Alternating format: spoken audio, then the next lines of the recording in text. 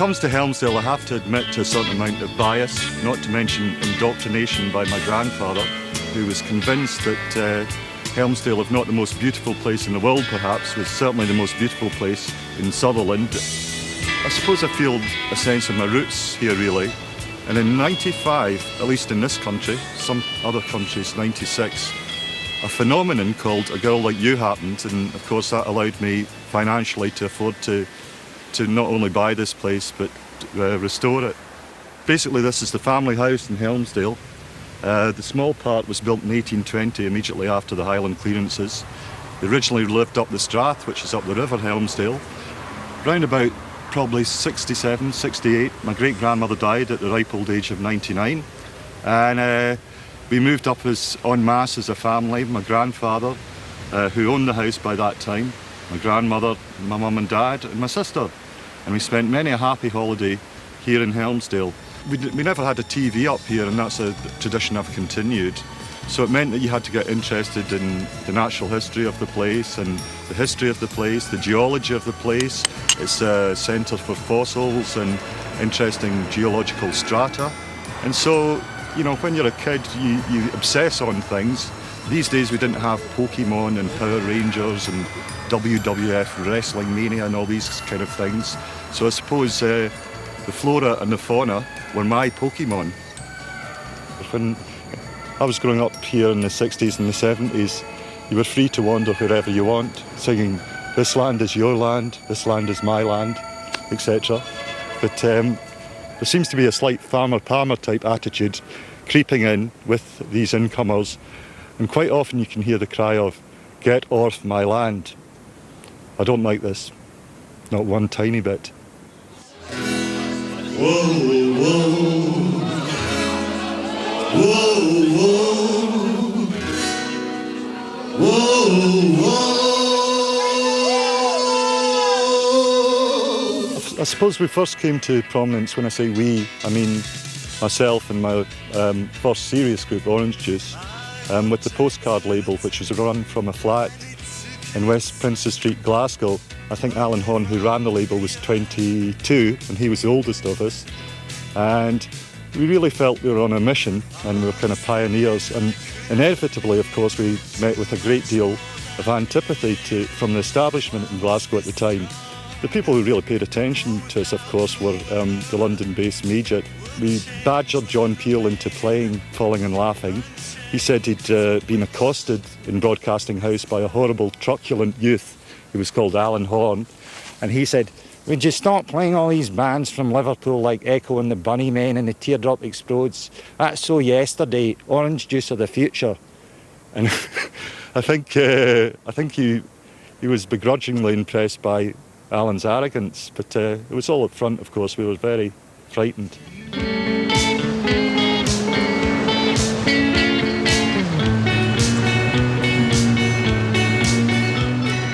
Here I am at the beach in Helmsdale, almost directly in front of my house. My house is over there somewhere. And ever since I was a kid, I used to take the path through the fields down to the beach here. And for my 8th birthday or something, there wasn't a lot of entertainment up here. I got a geological hammer and I used to chip away at the stones. And rather than listen to me waffle on, I think it's only fitting that we get a fossil expert along to help us. And we've got in touch with a guy called Jack Saxon. He's going to tell us something about the geology and the fossils you can find on the beach. Now we'll cover this reef here, which is probably formed by one of the tsunamis. There we go. Here's a rock with a piece of shell in it, probably an oyster. Right. And all those other similar things.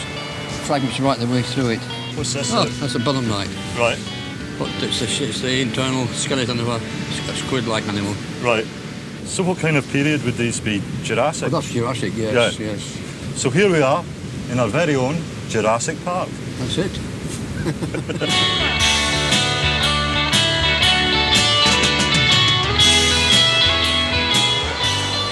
When I first came here, it was kind of, I lived in Dundee at the time, and it was a slight culture shock because my grandpa expected us to walk everywhere, and from the age of 7 or 8 onwards, we were expected to do 9-mile hikes. I still go long walks along this beach and other beaches in the locale, and I find when you get into that rhythm, the kind of walking pace, it's almost like a kind of 6-8 time, I think of it, and it kind of inspires songs. Some of the songs reflect the landscape, and I've written songs about specific areas up here, both in Sutherland and Caithness. That's not to say I'm going into mining the folk tradition particularly, but I think my songwriting has changed possibly as a result of coming up here. Funnily enough, the first glimmers, as far as my career went, of parental or grandparental approval were up here. My grandfather was a compulsive churchgoer. He went every Sunday, and Mr. Trail was taking the collection, and he said, "I see rip it up's at number 8 this week, Stuart." And I think he mentioned it to me, so he must have felt slightly proud. But he was quite taciturn about these matters, and he played his cards close to his chest. And around about 89, I put my first solo album out, Hope and Despair, and that was the year my grandpa died. But before he died, he was able to see that was fairly successful, particularly on a Scottish level. And it was only then that I think he thought, after 9 years, that on some degree I'd kind of become a professional musician.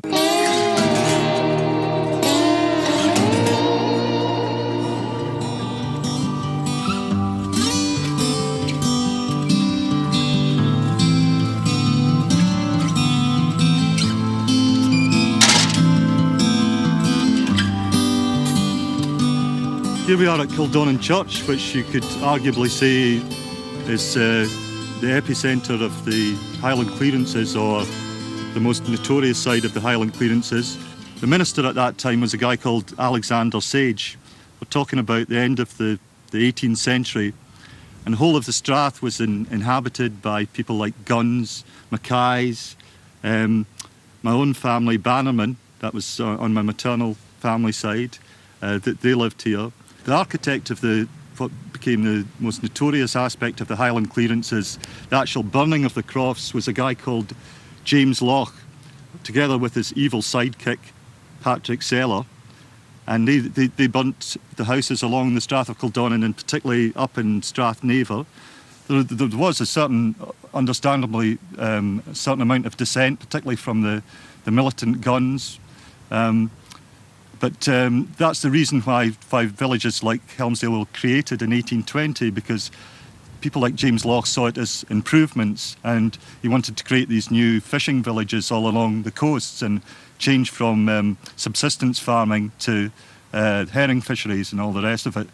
And it's something that rankles with the people really to this day, just the manner in which these houses were burnt.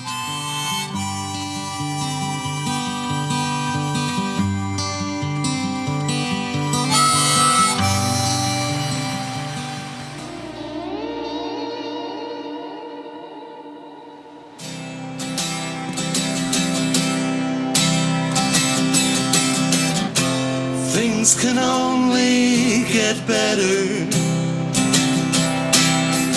What's around the corner, who can tell?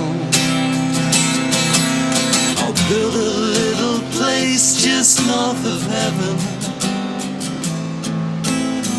I'm kinda tired of living south of hell.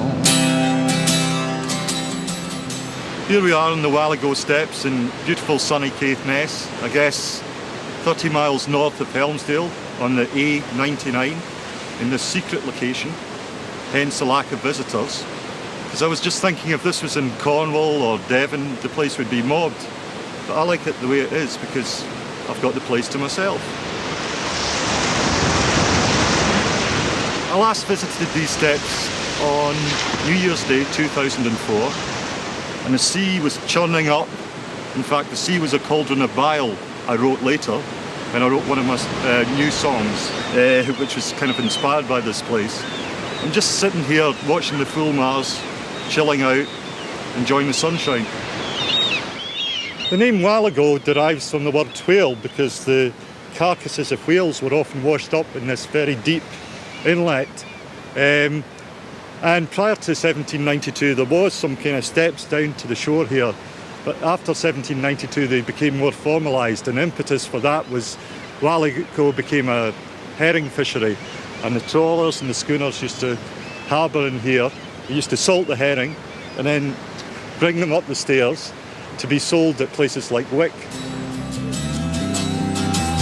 I'll build a little place just north of heaven. Kinda tired of living south of hell.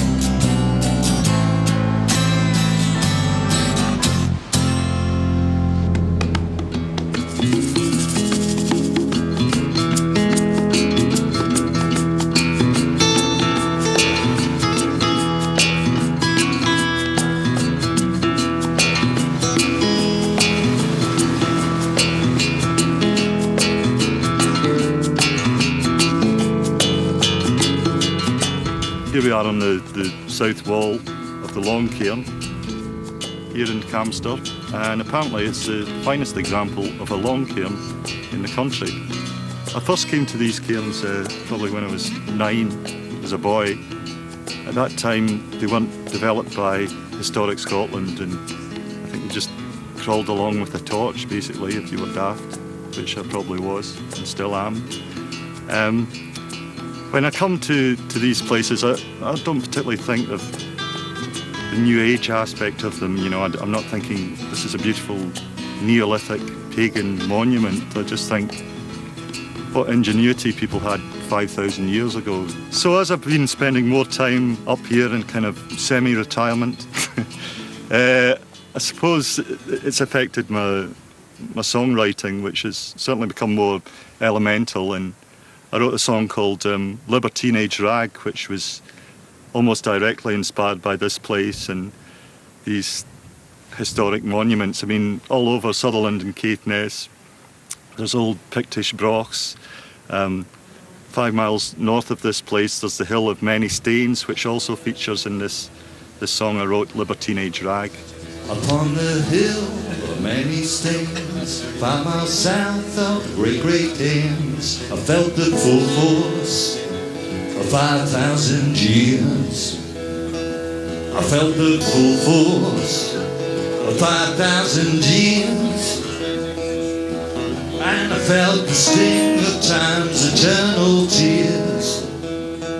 I suppose songs that reflect this kind of environment are a bit of a departure for me. Also, I feel like a kind of a bit of an imposter, because prior to semi-retiring up almost here, I definitely thought of my songs or even Orange Juice as a kind of urban or urbane group, and I was almost derisory of the kind of Scottish folk tradition.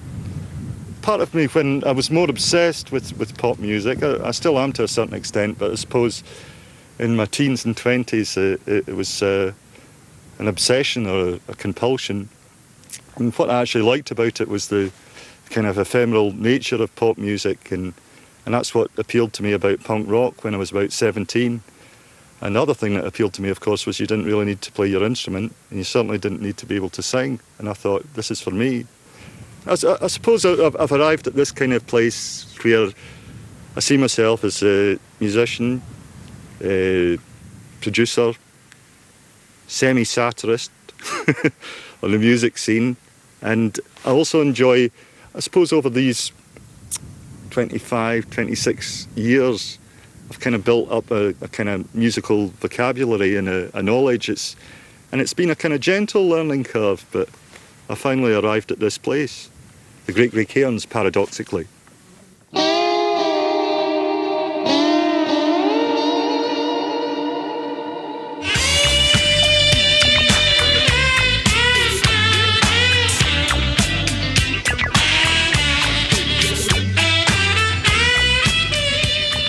10 miles south of Helmsdale now, in Brora Beach, at a seal colony I like to visit.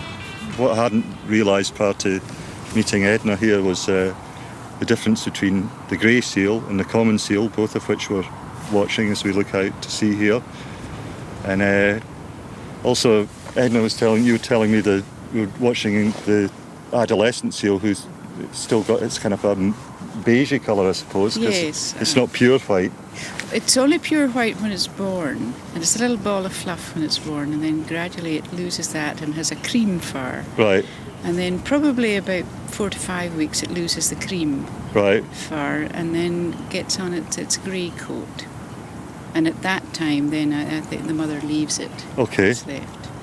And when will they finish breeding, or the birth cycle? After, well, usually about 3 to 4 weeks they'll breed. Right, And then they leave the pups then, they have to fend for themselves. right. So when the breeding is on here, there's literally hundreds of seals come in. Okay. They come in for the breeding. For 20 years it's been here, and I always come along here.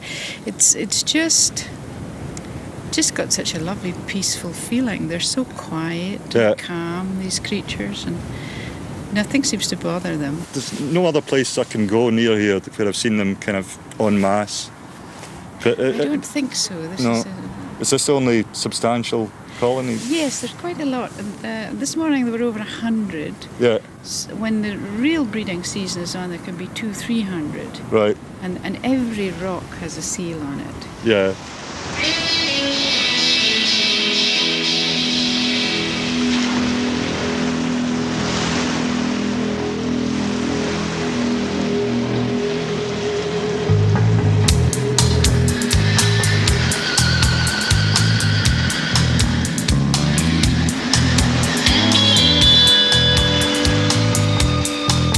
Here I am on Collyburn, as my granny calls it, near Contadwell Farm, about 8 miles south from Helmsdale. And this beach has a lot of memories for me. I suppose I first came here when I was 9 or 10. When I look back on this place and coming here in my childhood, for me it was the Caribbean, you know, and every day was sunny and gloriously hot, and we'd be forced to swim in that sea out there, which is called the North Sea, where people die on the oil rigs of exposure.